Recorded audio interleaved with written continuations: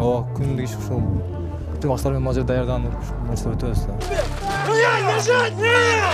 Жолдошбай уулу Мизам менен биз ар дайым сыймыктанабыз. Өзүм негизи спецназ болом деп кыялданчу элем жаштыгымда. Жаштыгыңыздан? Жаштыгымдан бери эле. Андан башка кыялыбыз эми ошо ВФтин белгурун алышыбыз керек. Андан кийин дальнейший убакыт көрсөтөт эми. Эмне дейсиз? Жаштар спорт менен машыгсын, талыкпай эмгек кылсын демекчимин.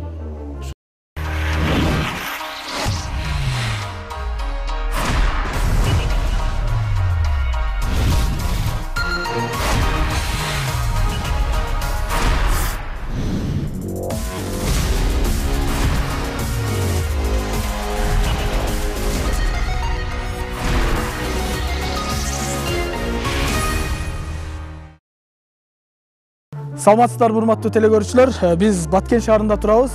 Бул жерден биз ошол Кыргыз Республикасынын Ички иштер министрлигине караштуу Атайын багыттагы полктун Баткен шаарындагы өзүнчө ротанын кызматкерин сиздерге спорт жаатындагы эмгектерин, ийгиликтерин тартууламакчыбыз. Биз менен болуңуздар.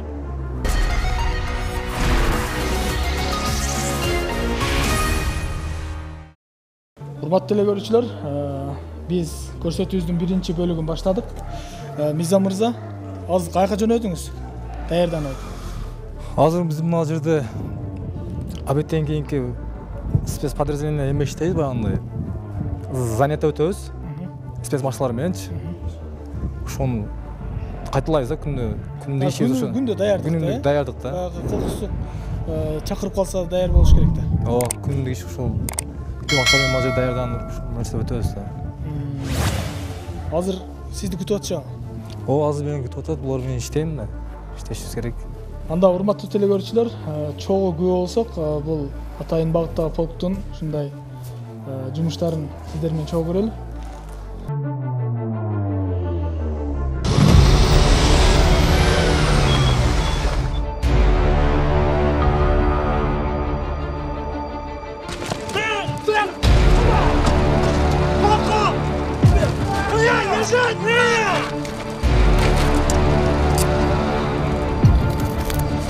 Все, первый чисто! Крепко чисто! Приготовься отход! Ошо тышта кет. Кол айландар. 1, 2, 3. 1, 2, 3. Атка айландар. 1, 2, 3. 1, 2, 3. Ошо тышта эле. Боксер тышта кет. Сол жака айландар. 1, 2, 3. Оң жака айландар. 1, 2. Жолдошбай уулу Мизам бизге милиция лейтенанты болуп иштейт. Алгы кезде бул жүрүм туруму дагынан да акчы бала. Бизде көптөн көп спортко ушу санда жана эрежеси руштар менен машыгып келишет. Алдыга койгон тапшырмаларды так аткарат. Биздин ишкана Атайын багыттагы полк өзүнчө ротасы Баткен шаарынын Жолдошбай уулу Мизамга ар дайым командалар тарабынан колдоо жүргүзүп жүрөт. Жолдошбай уулу Мизам менен биз ар дайым сыймыктанабыз.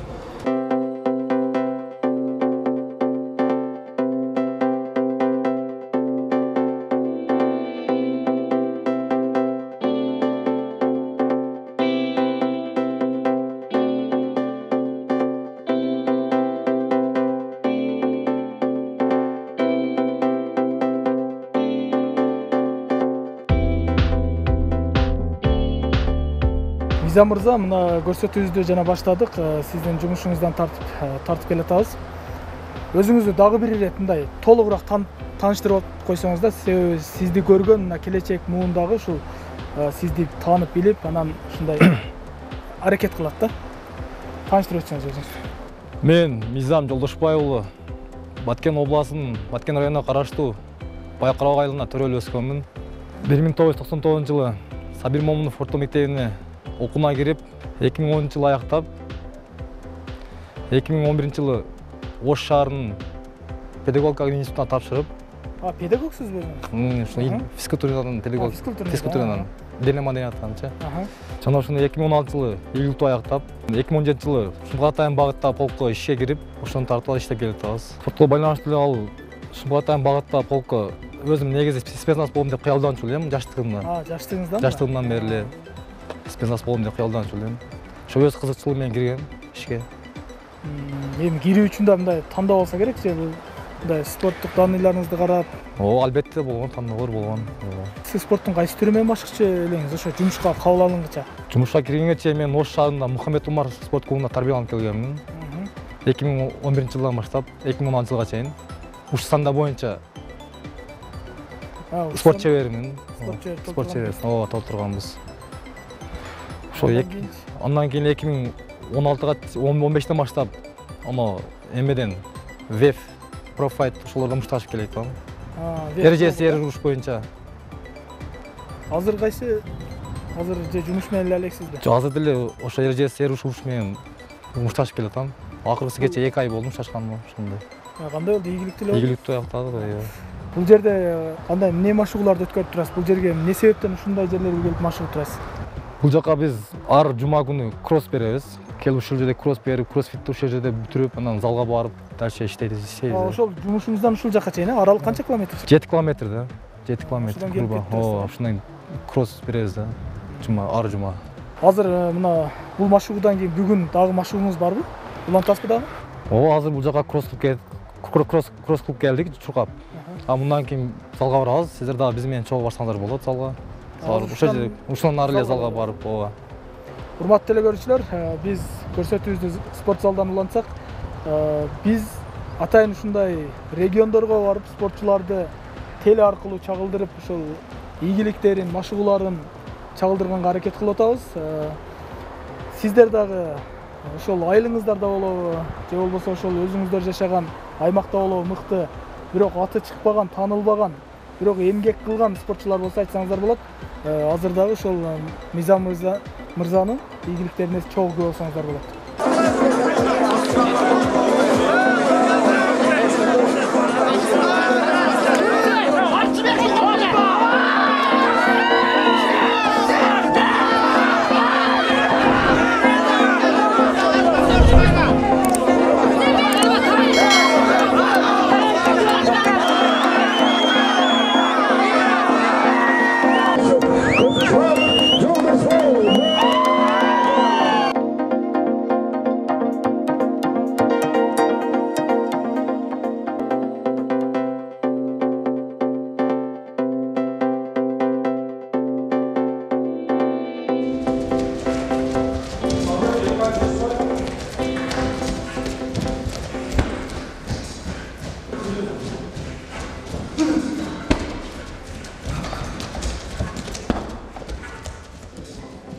Мизам мырза, бул спорт залда кандай машыгуу өтөт? Спорттун баардык түрүнөн эле машыгабыз, негизинен алганда. Эрежеси урушка дагы, боевой самбога дагы, спорттун баардык түрүнөн эле ушул жерде машыгабыз. Сиз өзү кичинеңизде кайсы спортты мындай өзүңүзгө жакын алчу элеңиз? Кандай спорт жакчы? Мен негизинен кичинекейимде бокска кызыгчу элемчи, бокскачы. Бокстан мен шыгым жоктугунан уш санда кикбокстан машыгып келдим да. Шыгыңыз жоктун каяктан сиз бир такай бир 3-4 жыл катышып көрдүңүзбү? 1 жыл машыктым да бокстанчы. 1 жыл айына бул жака өтүп кеттиңиз. 1 жылдан кийин спорттун кикбокс түрүнө өтүп, ошонун уш санда. Кандай ийгиликтер жараттыңыз бул эми эрежеси урушта? Шыгыңыз бар экен. Эрежеси урушта буюрса баары жакшы эле келип атат. Андай кемчилик жок пока, жакшы эле. Азыр каяка даярданып бердиңиз бойгу? Азыр буюрса эртең октябрдын 9-ында Бишкекте өтүп ВЕФ Профайтка даярданып атабыз. Ушул залда күнүнө 2 малдан тренировка кылып дегендей. Күнүнө 2 мал. 71 килограммдачы. Сиздин салмагыңызда көппү атаандаштар же? Атаандаштар өтө көп, өтө көп. Ушул салмактардын дагы баягы оор салмакта, эң оор салмакта атаандаш аз болот экен. Сиздердин салмагыңыздар кандай? Биздин чекинде биздин салмакта кайнайт да, негизинен алгандачы. Өтө көп кайнайт негизинен алгандачы. Кыргыздар биз мындай ошол 70-тин тегерегинде да көп. 71, 66 килограммда көп да байыстер. Келечекте да максаттарыңыз кандай эми ошол ВЕФтин чемпиону болгондон башка дагы? Албетте азыр ВЕФтин чемпиону болсом деп аракет кылып атасыз. Андан башка дагы кандай максаттарыңыз бар? Андан башка кыялыңыз эми ошо ВЕФтин белкурун алышыбыз керек. Андан кийин дальнейший убакыт көрсөтөт эми. Пока эми ошол ВЕФтин белкуруга аракет кылып атабыз эми негизинен алгандачы. Ошол сиялык спортсмен, мындай сиздин мечтаңыз боюнча айтайын. Сиздин кыялыңызда ошол чемпион болуш үчүн спортчу көчөдө кандай жүрүш керек, жумушта кандай жүрүш керек, үйдө кандай жүрүш керек, кандай тамактаныш керек? Спортчу негизинен алганда бардыгы үлгү болуш керек. Көчөдө деле, үйдө деле спортчу эми жакшылыктан көрсөтүш керек. Эми көчөдө деле мушташып, маркер кылып жүргөндөн Чемпион болуш үчүн кандай аракеттерди кылыш керек экен да? күнүнө 2 маал залды калтырбай кылыш керек экен, негизин алганда. Анан көчөдө досторго деле көп убакыт бөлөбөй калат экенсиң. Досторго деле бара албай, убакыт ажырата албай, ошо зал менен алек болуп калат экенсиң, негизин алгандачы. Жумуш, спорт зал, үй, ооба. үй бүлөгө да көңүл бура албай калаткан жоксузбу? Үй бүлөгө эми аракет кылып атабыз эми. Аракет кылып көңүл бурутабыз колдон келишинче. Мисалы жумуштан чарчап келесиз. Ооба. Спорт залга барсаңыз, андан бешкеден чарчайсыз. Үйүңүздөгүлөр каршы болбой атабы? Койчу спорттун таштачы Үйдөгүлөр деген сөз болгон жокпу? андай сөз болот, конечно. Үйдөгүлөр спорт ташта дейт. Негизи өзүм кызыгам, ташташ кыйын болуп атат. Ушундай. Бул Эми ушунча жыл мисалы айрым ийгиликтерди жаратканда үй бүлөңүз ошо каршылыгын кайра мындай жойгон жокпу? Дагы эле каршы болуп атабы? эми апам эми кичине каршы болуп атат да. Таштап кой балам, сага эч ким күйбөйт, эртең бир нерсе болуп калсаң деп эле апам ошону көбүрөөк айтат негизинен. Болгону ошол эми. Спорттон башка дагы кандай эмне менен алек болосуз? Спорттон башка ошо үй тиричилик эле, ошо өзү айылда билесиздер, мал карап эле, ошентип мал менен алекпиз.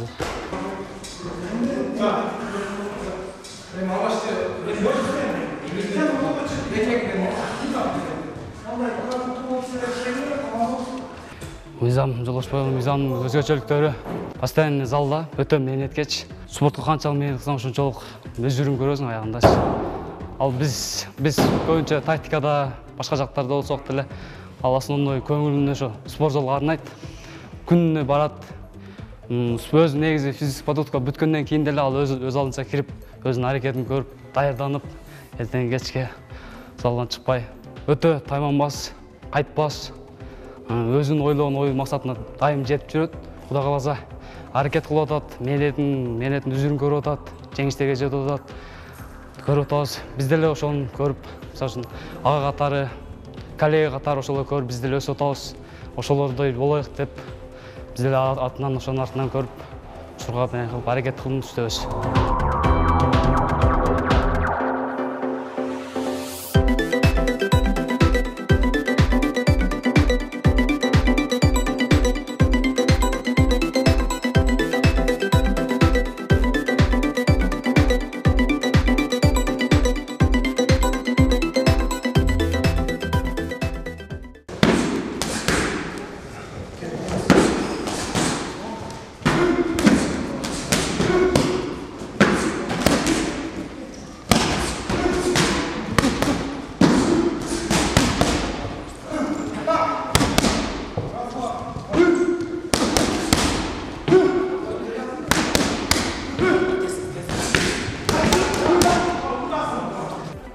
Урматтуу телекөрүүчүлөр, мен мына спорт залга киргенде эле бир нерсени байкадым. Мындан бир топ жыл мурун ушул Баткен областына келгенде Мырза Добутов деген биздин кесиптеш агабыз менен баарлашып калганыбызды айтты эле.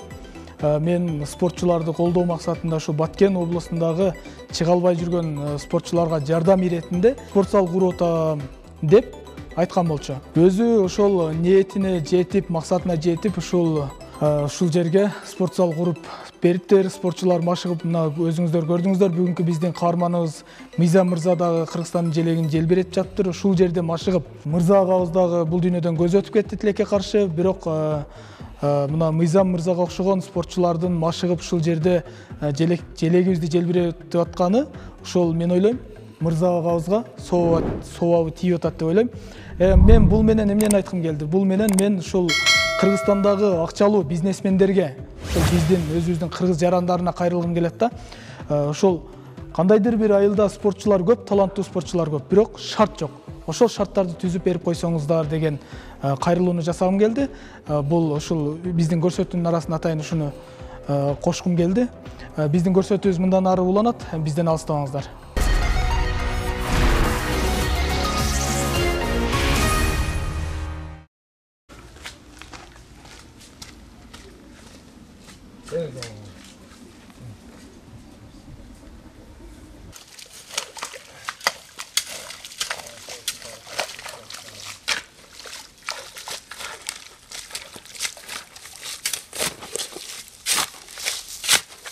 Kolay davranamazsın. Badamlar. Ne nasıl?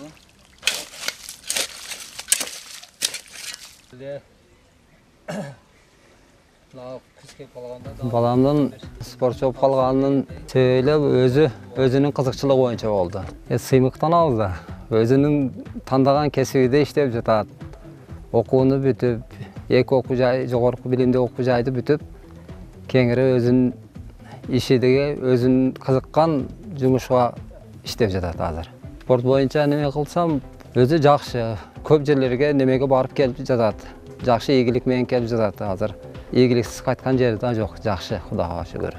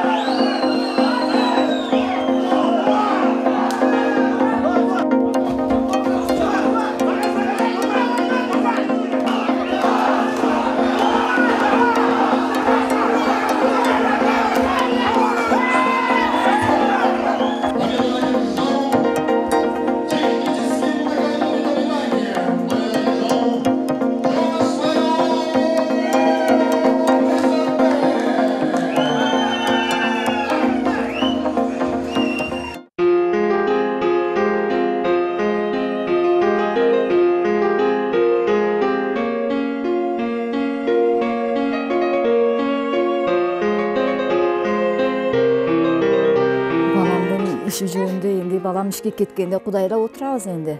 Кудай ошол эсен аман иштеп келсе деп, беттештерге кеткенде дагы Кудайдан тилеп эсен аман ден соолугу жакшы келсе, утуп келсе дагы жакшы болот деп, анан утуп калса үй бүлөбүз менен сүйүнүп,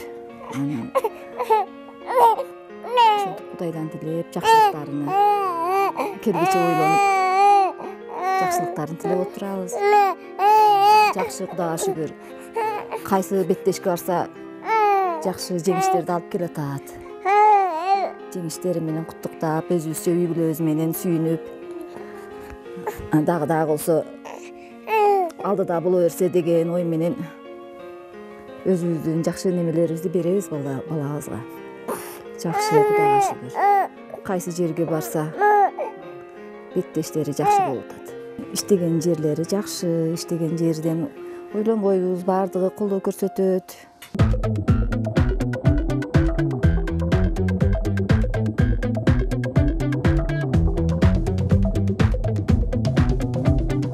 Сиздин ийгиликтериңиз бул жерде көптүгүн көрүп атабыз. Мына ВЕФке катышып ал жерден жеңүүчү болупсуз. EFC, FFC бүт организацияларга Кыргызстандагы баардыгына катышып жүрсүз.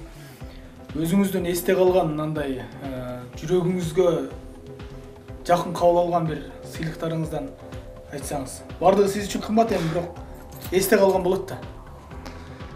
Мага эми эсте калган турган ушу ВЕФ да, основной ушу ВЕФ да менин эсте калган. Кандай кыйынчылыктар болду эле? ВЕФке баардыгы эле ошо ак жагы чечилген, тартып койду, аркы берки жок. Баары эле өз мээнети менен алган диплом, грамоталар десем болот. Бул жерде көбүнчө биринчи орунда алыпсыз да сиз. Бул ушундай нерсеге жетиш үчүн кандай аракеттер керек, эмне, кандай эмгектер жасаш керек спортчу? Эми өзүңүз билгендей эле только талыкпай эмгек кылыш керек. Күнүнө 2 мал залдабыз. Өзүңүз жана айтып кеткендей эле досу жарды да унутат экенсиң мындайда. Эмгекти көбүрөөк кылыш керек. Эмгекти көбүрөөк кылыш керек да, негизинен алгандачы. Мындайда биздин Кыргызстанда жашы 30га чамалаганда эле спортчулар спортту таштап башка жумушка өтүп кетет да. Сизде кандай ушул жагы? Мен дальше карьера кылып кетерим деген ойдомун. Мен эми 27 толдум десем болот. Жумуш тоскоол болбойбу? Жумуш кайра поддержка берет да бизгечи.